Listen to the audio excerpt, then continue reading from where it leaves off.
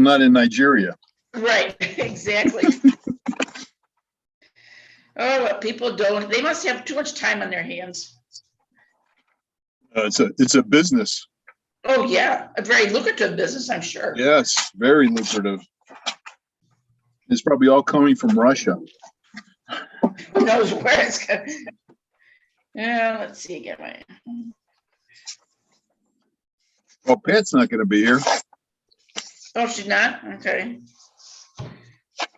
Traveling. I don't know where, but traveling. Well, that's good. It's more than I'm doing. Well, we want the end of April we are, but take a little trip. Well, actually take a little trip tomorrow, go down to Crown Point, Indiana, visit my girlfriend. Oh. Well, my husband's helping her do some work at her house, so.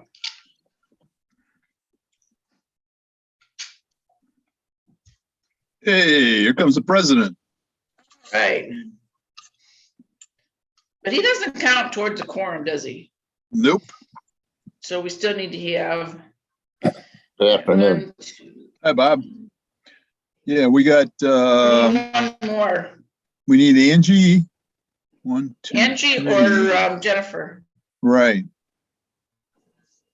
Wait a minute. How many we got? 1, 2, 3, 4, 5. 5. Yeah. Yeah, we need one. One of them. So Bob, I wasn't too sure which gift cards you wanted, so I just didn't buy any. Yeah, what kind of scam you got going, Bob? Unbelievable. I got hacked yesterday. I spent 2 hours this morning with Comcast, another hour with Verizon this afternoon. Oh, wow. Right now I have to go back to Verizon when this is done. Christina's reminding us that we are live. All right.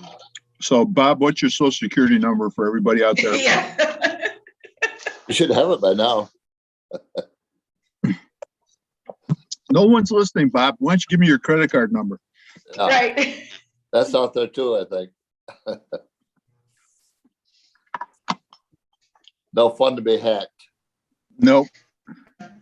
I was telling Lucy I got that same kind of email last year from our pastor. Somebody hacked him, and this pastor saying, "Yeah, I can't get in. I need credit cards." I said, "What?"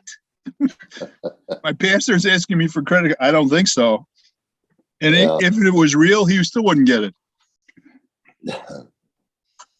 Well, I had at least one person call me yesterday and tell me what they did, that they spent the $200.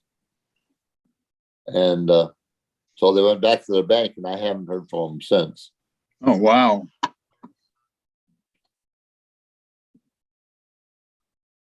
Charlotte. Hi, Ron. Hi, Lucy. Hello. How are you? Oop, we just lost you. That was fast. She just stopped by to say hello? Apparently, yeah.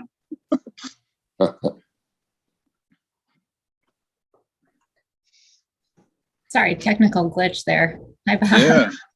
Are we still going to try to have the board meeting in person, or did they change that again? They changed that again. And it's really, it's because it's under the emergency order or emergency declaration, right? Oh. It allows you to have, and it was renewed. And of course it was renewed at the last minute. So you kind of have to be able to pivot. But April, we should plan for in-person. Okay. But next week will be Zoom. Zoom. Okay.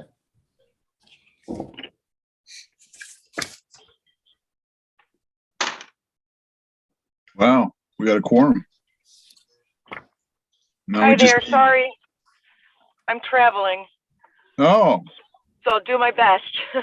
well, that's good. I'm glad you came on because you gave us a quorum. Yeah, good, good. Yeah. Unless Angie shows up.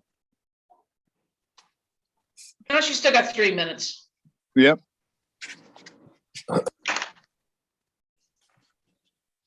Pat's traveling too, but I don't know where. I think it was South Carolina. Oh.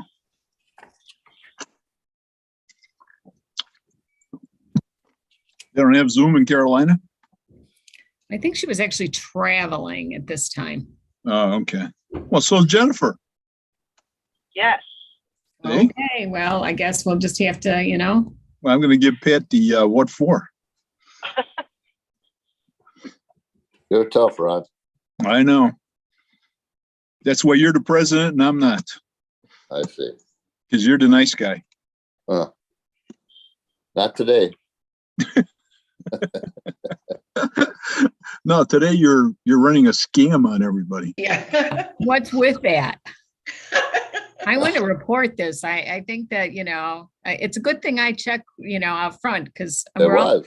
different dollar amounts being requested. What's with that? Well, He's I trying- got hacked. That's all I know. He's trying to supplement his retirement.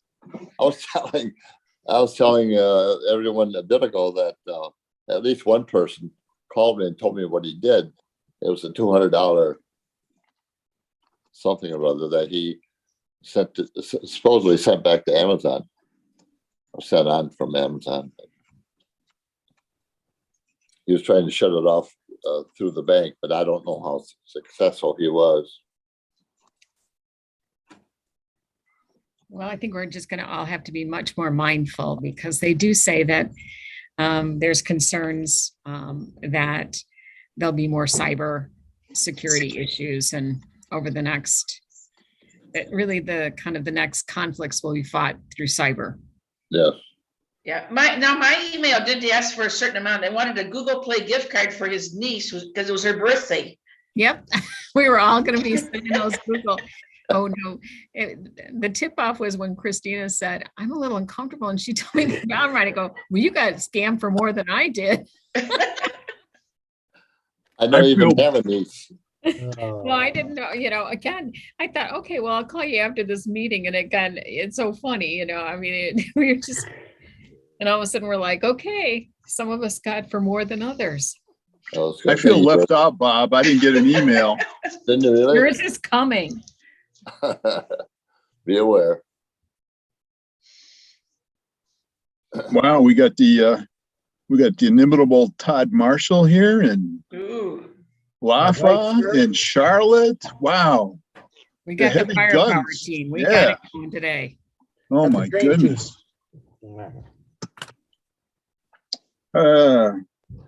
I don't have 4:30 yet. Does anybody else have 4:30?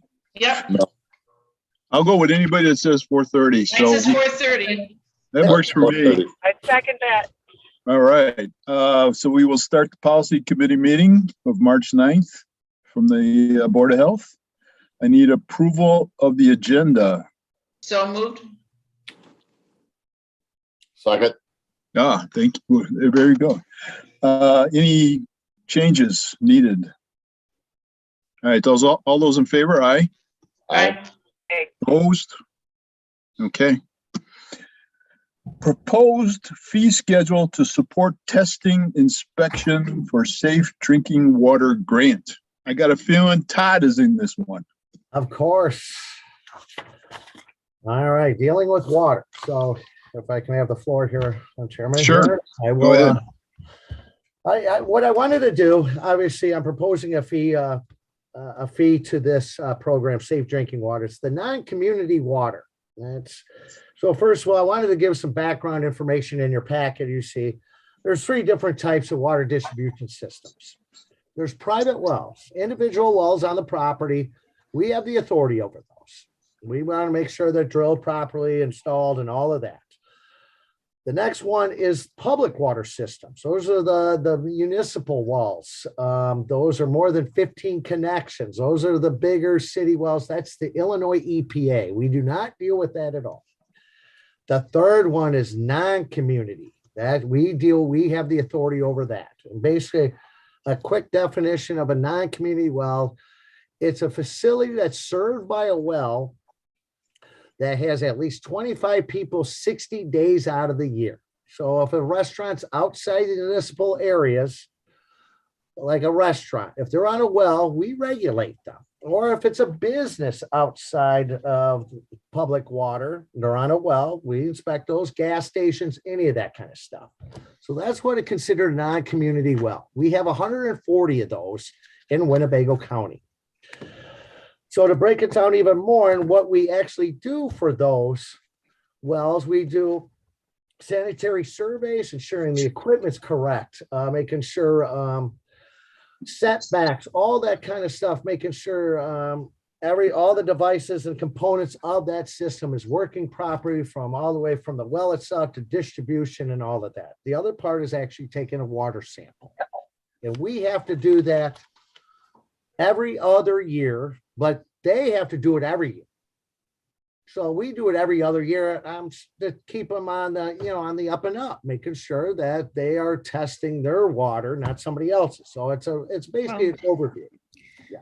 And it's also so that we're collecting the sample correctly, most importantly, because if you don't, you can get cross-contamination, or a specimen that's not really should not be tested because they've got, cross-contamination. So I don't think it's necessarily up and up that they're sampling, but they may not be sampling correctly. That's true, Dr. Martel. May compromise the specimen. True. And that happens quite often. And that's why one of these proposals is to eliminate that. All right. So I wanted to go right into reimbursement. That has not changed since 1981.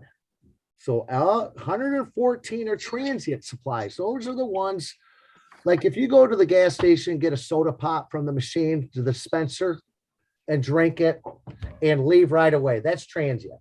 You're not there all 8 hours. So we have 114 of those. 24 of them are non-transit. That means you actually probably work at the place for 8 hours every day. You're going there using their drinking fountains. Those are non-transients, and we got 24 of those. So the majority are transient supplies. We only get $50 for sampling that. Remember, this is back in 1981. Has not changed. The non-transients get $250. I agree. That's not bad. I like that, but we got to make sure they do all the type of testing, because they drink it 8 hours a day, every day. There's more testing involved, all that kind of stuff. They have to have a licensed water operator. We make sure they have all that documentation. So you can see the total reimbursement is $11,700 that we get. All right. My proposal is doing a $200 fee for the non-community water system, water well supplies. I'm providing an option to the well operators to have the county do it itself. Let us just do it every year. We just do it, not every other year. We just do it every year. And when their time is up, we will do it. And the reason for that, and doing all the paperwork, making sure that all gets put in for $200, I'd say there's a lot of benefits to that. We'll eventually get to that. The ones that say, hey, I still want to do it, we still need to charge them something, because we are sinking terribly. We are still asking for an additional $50 on that. So the scope of work of all the costs, it has all the breakdowns. I'm going $40 per hour for a staff member. I'm counting benefits and all of that, all included, or hourly wage, benefits and all that, $40 an hour. And you can see that just the calls itself, I've been tracking this, not even a certain type of community, just 6 hours of just phone calling with the state, with the water operators and everything. Is that 6 hours a day? I've been tracking that 52 weeks. Also, the actual time of driving, the time to actually do this, the samples cost, all that. The estimated truly is $33,952 per well. So we have about 138 of them, is $246. And again, 90% of them, we get $50. It really costs us $246. So we're in the deficit of about $22,000. All right, there is the current difficulties on it. I wanted to spell it out because I think it's a plus for them. I really do. They're not always sent to the operator. The bottles come from the state. They send the bottles and it's too late. They time out on the samples, so they're rejected. There's a lot of frustration here. The operator doesn't receive the sampling results. Either do we at times. We've had E. coli in water and we never got the results because we didn't know they send them in. it's very frustrating on that part. The letter violations, we keep sending them out, missampling all the time because they don't know how to sample. So there's a lot of difficulties that we can correct. So I did look into cost comparisons with the other local health departments. Some of them have annual permits. That's how they go with the permit process. I have had through NIPIC, our collaboration with the Collard counties, they're doing, I just haven't received the data yet. I wanted to get this thing going, but I will be transparent with that once I receive that. But there's definitely conversations about it because the Illinois EPA audits on the state and they're hitting them harder and harder. And I was been told by the project director down at the state, there's even going to be more testing, more paperwork, which is just going to make it confusing. So as you can see in the staff recommendations, I think this will improve customer service, build relationships. We'll get those results. All that kind of stuff, I think is, and of course, the main thing is to reduce that shortfall of operating this program. Todd, what is the annual permit fee? I know you had discussed this previously or shared it with me verbally. What's the range in permit fees that are being charged? It was $200 to $250. Okay. So they're in range with us. Again, some of them have already adopted it. Some are going through the process like I am or started discussions, but they've realized in our NIPIC, it does cost us this. And that's what my number's $246. So I can see we're right in the ballpark. I've got a couple of questions just to understand this better. Yeah. At one point you said $50 for the transient is what is charged right now. And then when you got into the proposal, when you talked about the second bullet point, you said an additional $50. Yes. Are we talking about $100 if they do it on their own? Automatically get $50 from the state for doing it. But Okay. I need to at least come somewhat. Okay, the reason why I say that we still need to charge, I want that option if they can opt in or opt out. And the reason why is we have the Forest Reserve, a partner of ours in the county. They probably have 30, 40 of these. $200 a pop on each one of them. I don't know. Their budget might not. I'm just saying they can opt out and say, I'll pay you $50, which is more reasonable. Let them do all the sampling, but we still have to do all the paperwork no matter what. And having that communication, that's why I'm only going to charge them $50. Well, Todd, You know? I thought we kind of talked about though doing even a range. Because I think that the other part is, again, we could do an IGA or something on them if that were needed. But I think that if we're really trying to recoup cost and continue to have compliance, really, that's what I think everyone should be aware that water is the new oil, right? I know we've got other discussions of oil, but there's growing concern throughout the state and really the nation about these kind of, I'm going to say, water supplies that fall under the radar in terms of municipal. So making sure that there's adequate testing, making sure that they're routinely tested so that you don't, because as a public health department, in the event that there was an outbreak associated with a contaminated water source, health departments then bear that burden, right? So I think it's important that we cover the cost of making sure, really cover the cost of sampling, but more importantly, it's really to help bring these into routine testing compliance. Because again, I think that's the challenge is it kind of goes to benign neglect until there's a big issue, right? And then we're responsible for following up on that big issue. So trying to kind of get this in more modern terms and kind of keeping really putting it on the radar about the importance of getting these tested, because I would not want the Forest Preserve to be in a scenario where they had not submitted tests and we have public using those outdoor pumps and things and having an issue. True. And the Forest Reserve, talking with the director there, truly they are eliminating wells every year. The hand pump wells, I think if anybody's tasted those, it's not the most pleasant. It's good, safe water. Don't get me wrong, but they taste sulfur, iron really bad. They're just not used enough, but they're safe to drink, but just not pleasant to drink it. I don't know. Most people now have bottled water. And, you know, in the forest preserves, back when these hand pumps were put in, it was prior to bottled water and that kind of stuff. So they are eliminating these wells every year. Well, Todd, when you're, these proposed costs, are they covering your costs? Yes, Totally. that's what would cover the cost analysis. What it comes out to be, it would cover that cost. That's why I put it towards the $200. Yes, it will cover the cost.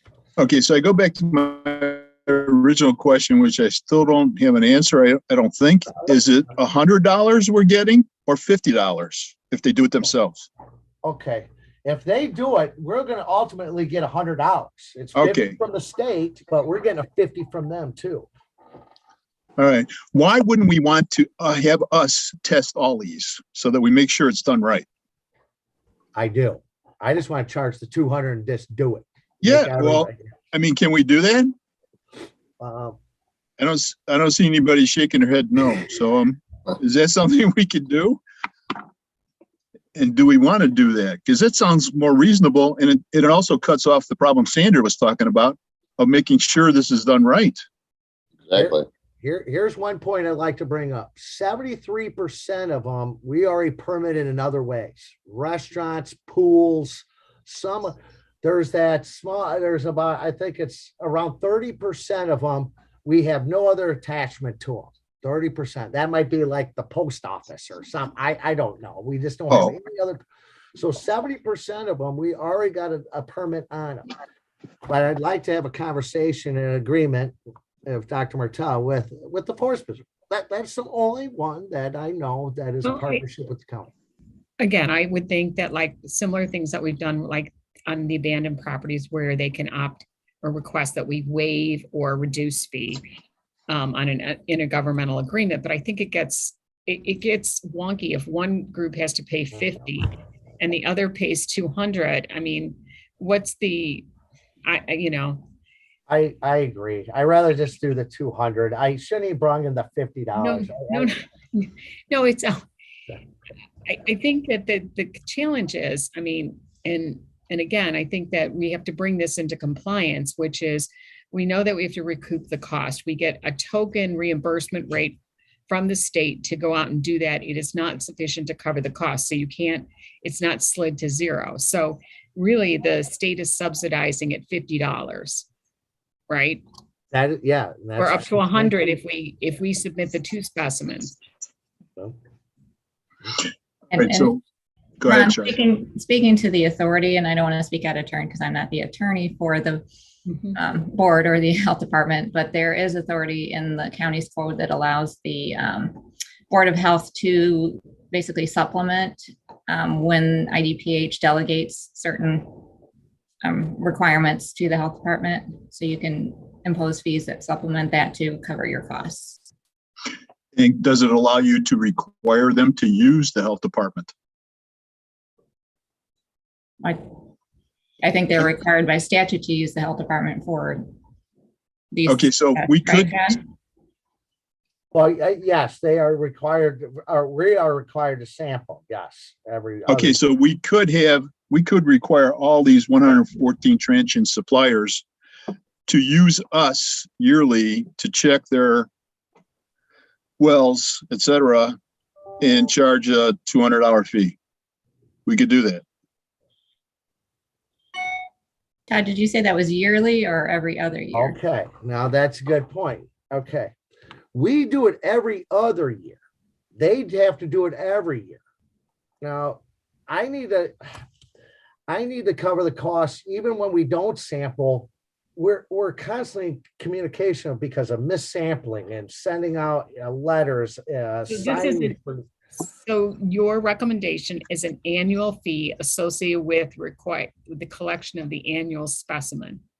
Yes, for them and us. Okay. Why do we only do it every other year?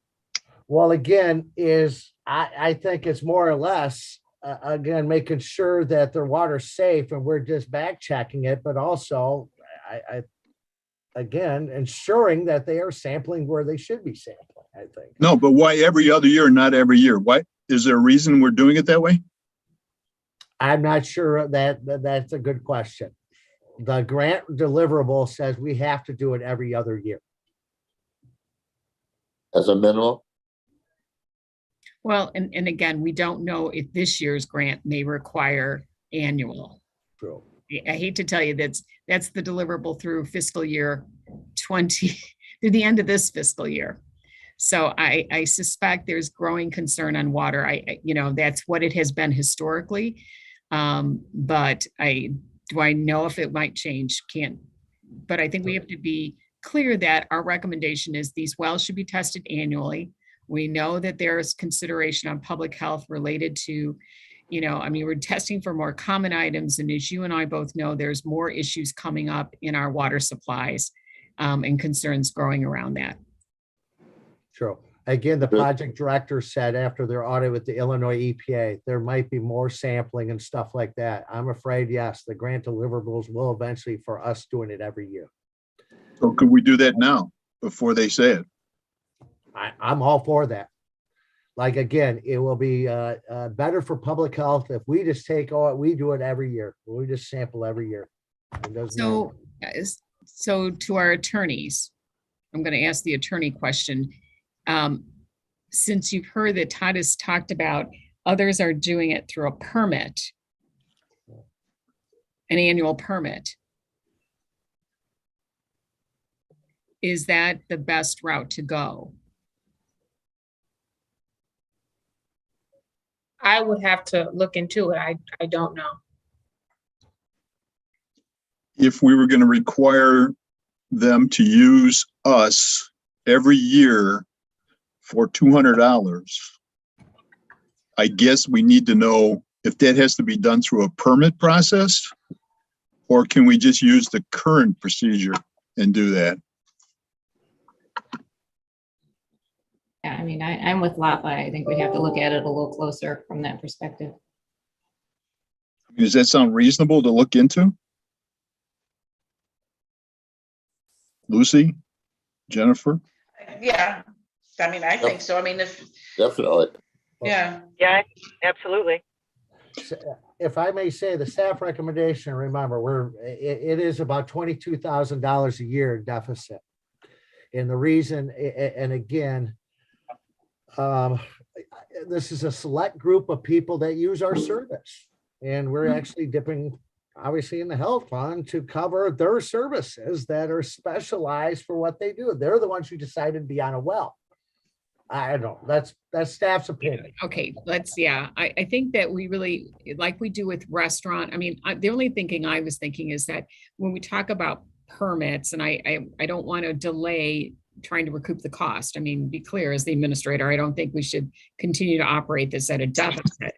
But similar to what we do for restaurants and other facilities that are required to have their annual permit fee, included in that permit fee are the inspections, are the education, are, in the event of we will sample food specimens if it had to have to go. So this might be, what I'm saying, it's, say in order to do that, this water source needs a permit, and in that permit is included the sampling on an annual basis under, with submission and reporting back to you and review of the results with you as the well, owner operator, I'm going to say. But I don't know under the authority in terms of, I really don't want to delay if it's going to be a 6-month, because then I'm behind, I'm losing money on, as the saying goes, but I'm not recouping operational cost. And I'm concerned that some of these, again, it's the amount of contamination that can occur if they're not submitting specimens correctly, and the amount of paperwork that's required on our end when it's not being done correctly really increases workload that we can't sustain. But could I ask what percentage of those that are doing their own testing are you having issues with, or are doing it incorrectly, or you're having to file extra paperwork, or they're not doing it at all? Oh, I would say at least 50%. I would have to come up with that number. I may actually go in our spreadsheets, but at least 50%. A lot of them don't even get the bottles. They don't submit the bottles, wrong sampling techniques. false positives, at least 50%. Okay, thank you. Thank you. Is checking on the permit process and putting together a permit policy for this, is that something doable in 30 days? I'm trying to get to Sandra's point about not losing money any longer. Can we come back in April and pass something? No? Is it directed to me? Sure. Sure, I can work with Todd on it. Yeah, and I'm not sure if it's so much the question of having policy or just do we have the authority to do that in the first place? I mean, can you impose a permit fee? You can, I'm of the opinion that you can charge an additional fee to recoup your costs, but can we call it a permit? Okay. If you look in under Lake County, I do know that. I did see that. Lake County always tends to do a little more than I think they have the authority. What about an annual registration fee? Oh, I like. I mean, it's going to be hard to kind of introduce it to the public without some kind of umbrella term for it. Like, why am I suddenly charging you?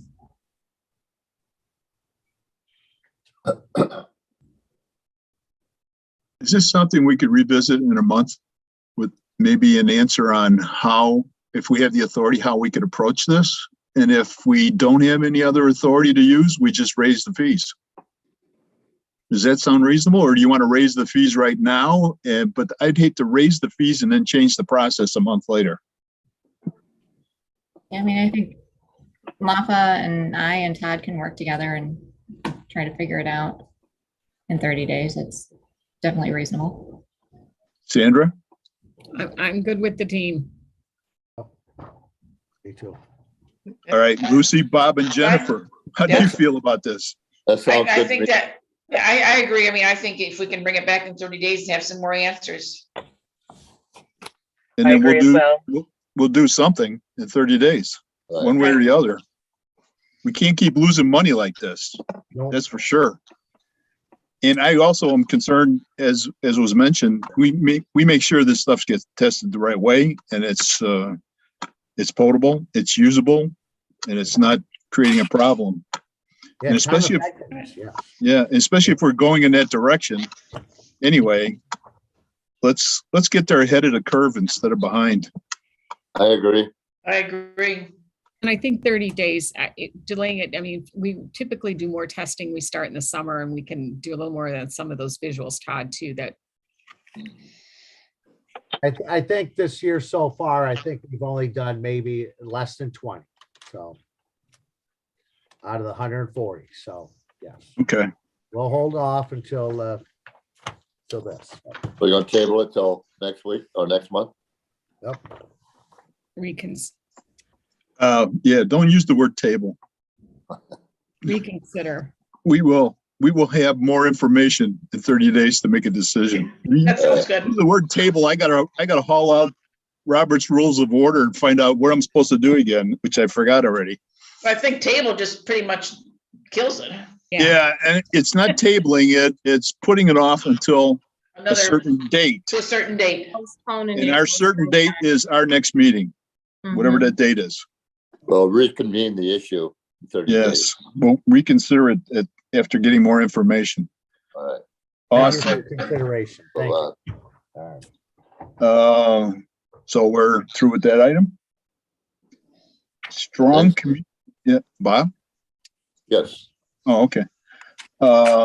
Strong Communities Grant Resolution to approve Illinois Housing Development Authority. That's you too, Todd. Yeah, that is. Actually, we've had a few conversations about this. The IDA has eliminated the abandoned properties program that we were a part of it for a few rounds. They have ended that through a Supreme Court decision on that. I think Dr. Martel may have brought that up last month or the month before. So they are now, the funding stream is coming through one of their other programs, which is called Strong Communities, which addresses blight. And we utilize it for demolitions. So I'm happy to have this. I am so glad that there is another avenue of funding through IDA. And we like to proceed forward with the Strong Communities grant. And that's what the resolution's for. And I think, Todd, to our point, in the past, we had to get a resolution that allows me to have the authority to sign on this from the county. That's That is really what this correct. resolution is providing for. And so this is good. Just, this is the balance that was remaining from the finance group, and it's through really, and again, I think that the next round of funding, and maybe make sure we've got it so that it's allows that we don't have to keep going back year to year on it as we get additional rounds. Definitely. I think this 37th, it was abandoned properties round number 5 out of $75,000. We were able to expend all the way to 37,000. That's being transferred to Strong Communities, which we need to spend out, I think, by the end of June.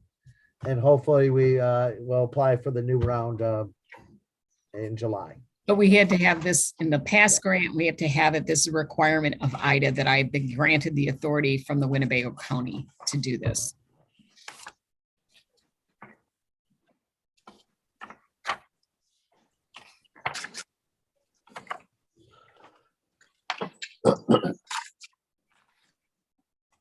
Yeah, I'm sorry, but I had to get to I got 3 emails here, so, and I don't have paper copies today.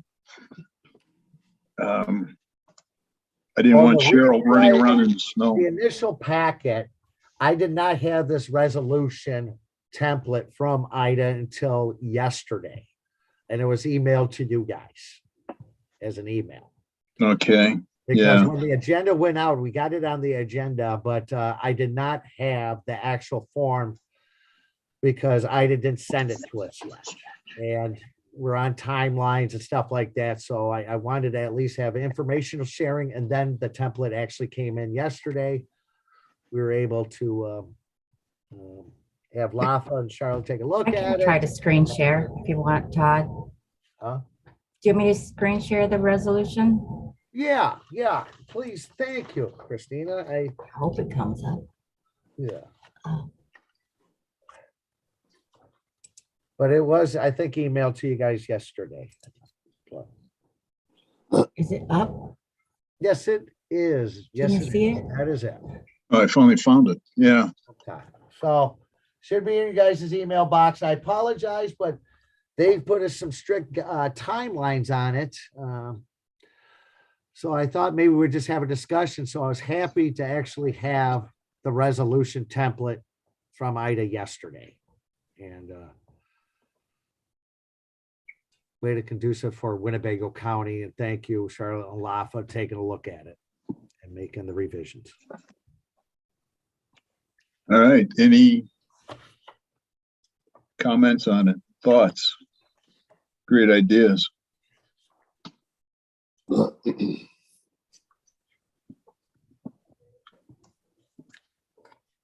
One thing it's not on the agreement itself, but on the agenda, it says Strong Communities Grant Resolution to approve Illinois Housing Development Authority. Worded that wrong. Yeah, I was going to say, I don't think we have that authority to approve their authority. That is But we want to approve this resolution. Yes. Do I have a motion to approve it? So moved. Second? Second. Okay, further discussion. This is going to be recommended to the Board of Health for approval. Correct? Correct. So that's the motion. Any other discussion on the motion? Or questions? All right, let's go to a vote. All those in favor of recommending this resolution to the Board of Health for approval? Aye. Aye. Aye. Opposed? Okay. And back to the agenda, mitigation policy. I'm surprised we're revising it.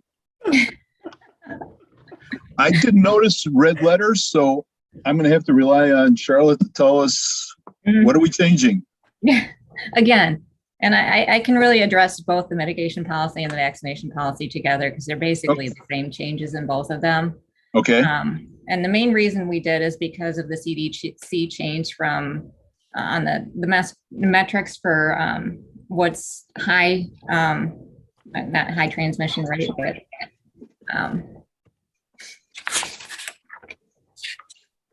anyways, we require our non-vaccinated employees to test, right? So they change from the transmission metrics to the community metrics. They're called community levels. Community levels, thank you. And so What we does that want to mean? make sure to, What does that mean? it means they're not looking at transmission rates anymore. Right. And Okay. the reason for that, for everyone's, knowledge, is obviously with at-home testing, they truly do not have a number, right? Because certain percent are going to test at home and we are not going to know the results. So where we used to say X number of cases per 100,000, they have to go with some other estimates. And so you see the CDC transitioning to what's called community level. And so they look at other metrics in that as well. So we're not going to know percent positivity anymore because we can't figure out the denominator and numerator because people are testing at home. And we truly do not know all of the case rates. So we're looking more at severe illness, hospitalization. So they now call that and term that community level. And so they've gone from, I'm going to say, red, green, yellow to orange, green, orange, green, yellow. Okay. But Right, so that's the main change we wanted to put in both policies so that we're looking at community level versus transmission level for those that are required to test, those employers that are required to test. Also added a little language on being up to date on vaccination, that all employees are required to be up to date, meaning they've gotten any boosters that they're able to get, as well as the 2-dose Pfizer or 1-dose Moderna, whatever. And then the final thing we added is because there are some masking requirements, there's the testing requirements, there's social distancing requirements in both policies. At the rate we're going, we may not need those in the future. So we wanted to make sure that Dr. Martell, or whoever the administrator is, but Dr. Martell, obviously, so right now would have the discretion to suspend those if she determines it's appropriate. So we don't have to keep coming back to the board with this policy as we have been. Okay. So right now, is the masking policy still in place for employees? yes, it is. We're a health facility, Jennifer. So inside the building, they're required to mask. And again, we are masking as we do inspections, but obviously if you're in a private office suite or you're in your cubicle and there's no one in the area, you can take your mask off. Okay, thank you. So if we have a committee meeting in April in person or the Board of Health meeting in person, we are going to be masked?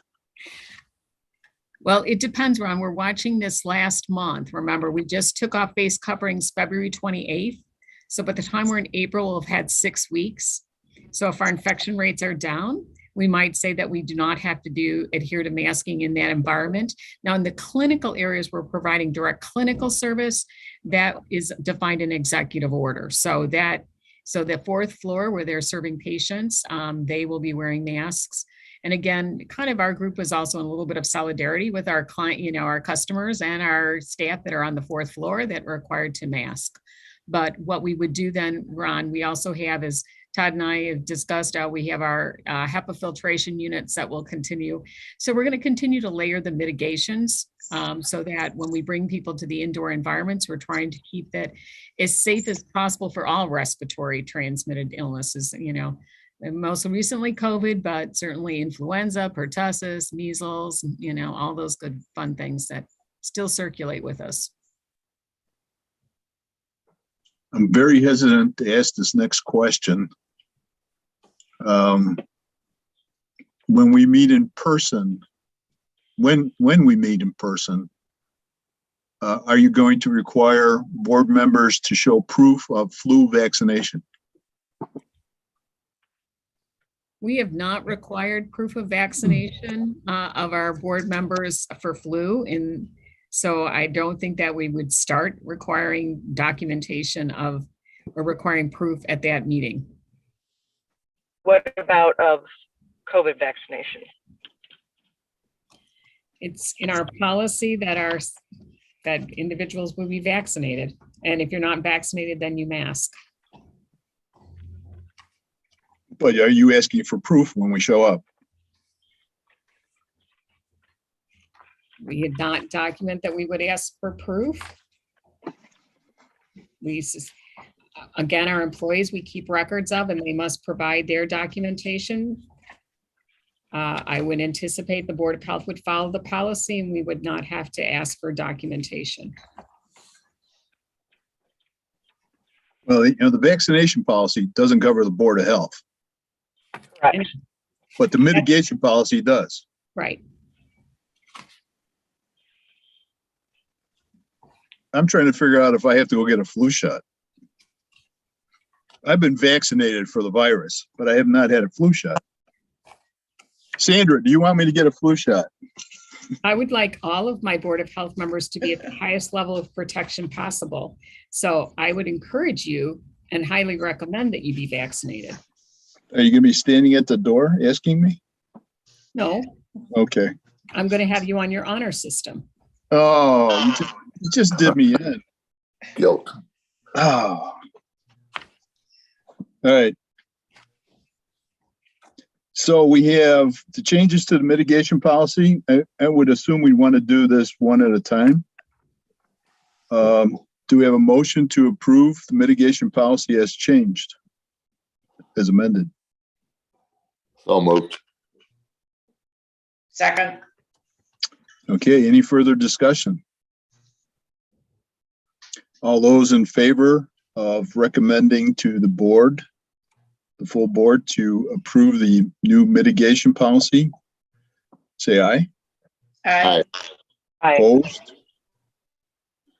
Okay, so then we have the vaccination policy.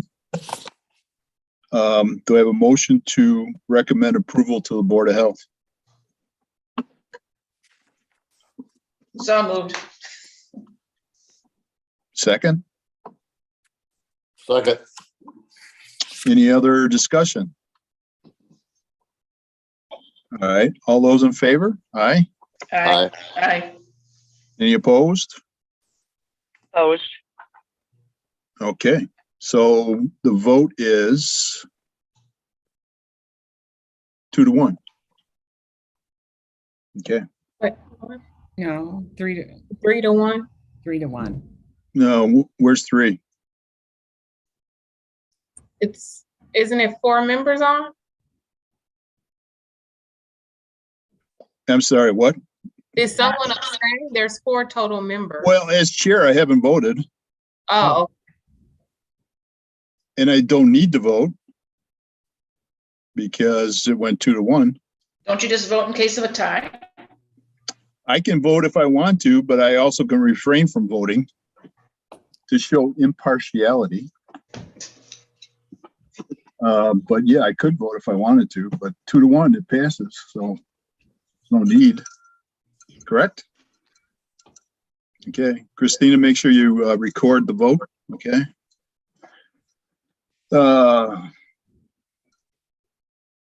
Vacation policy. Oh, vaccination policy. What am I looking at? Executive session. I need a vacation policy. Executive session for policy? Anything? Nope. Okay.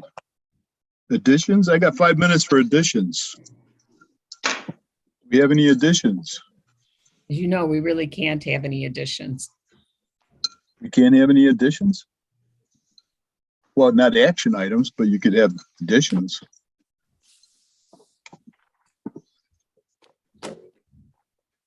That's it then. Sounds good. This has Make a been motion fun. to adjourn. Is there a second? Second. All right. All those in favor of adjourning? And I, Aye. 3-0. Thank Okay, you all. yeah, thank you. Thank you. Thank you. see you next week. Yep. Bye-bye. Okay.